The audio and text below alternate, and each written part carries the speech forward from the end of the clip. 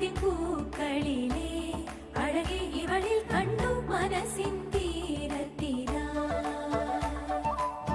ദ്വാരക പണിയുകയോ താലി പീലി ചാർത്തി നലമുടുര തിരമണ.